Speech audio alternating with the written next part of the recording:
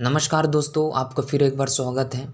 इन दिनों हिंदी लैंग्वेज को लेकर ट्विटर पर बहुत ज़्यादा बहस छिड़ी हुई है। बॉलीवुड एक्टर अजय देवगन और कन्नड़ एक्टर किच्चा सुदीप के बीच में क्या है मामला, हम देखने के प्रयास करेंगे। किच्चा सुदीप ने एक इंटरव्यू में कहा कि हिंदी हमारी राष्ट्रभाषा नहीं है।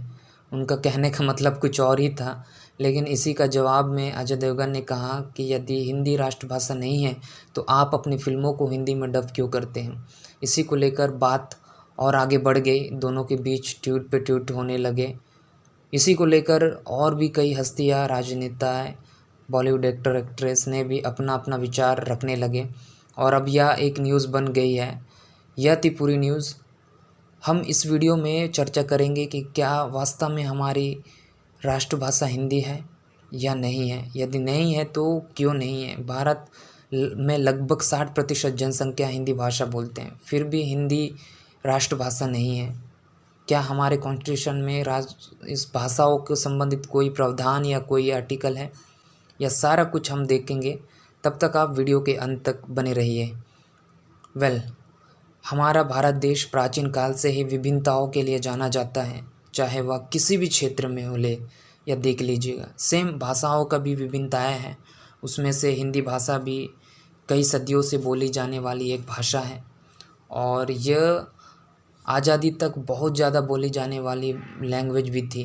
इसी कारण उस समय के कई नेता जैसे महात्मा गांधी, जवाहरलाल नेहरू ने भी संविधान निर्माण के दौरान हिंदी को राष्ट्रभाषा घोषित करने के पक्ष में थे।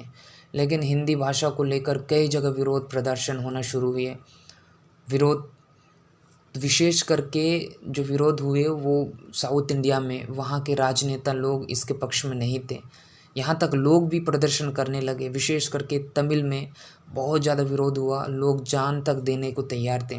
वहाँ हिंदी के किताबों को, लिटरेचर्स को, सभी को जलाने लगे, जिसके कारण मामला जो बहुत ज़्यादा सेंसिटिव हो गए। जिसके बाद तत्कालीन सरकार इस फैसले को वहीं रोक दिया। इसके बाद 1965 में फिर एक बार लाल बहादुर शास्त्री की सरकार ने इसे फिर से राष्ट्रभाषा बनाने के पक्ष में कदम उठाई, लेकिन फिर से यह जो है निष्फल रहा। फिर वहाँ पर यह निर्णय लिया गया कि राज्य अपने यहाँ होने वाले सरकारी कामकाज के लिए कोई भी भाषा चुन सकता है।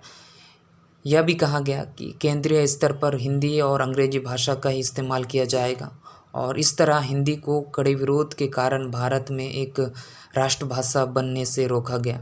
तो अभी हिंदी हमारी राष्ट्रभाषा नहीं है, राज्य भाषा है। ऑफिशियल लैंग्वेज हिंदी है, इस बात पर आप ध्यान रखिएगा।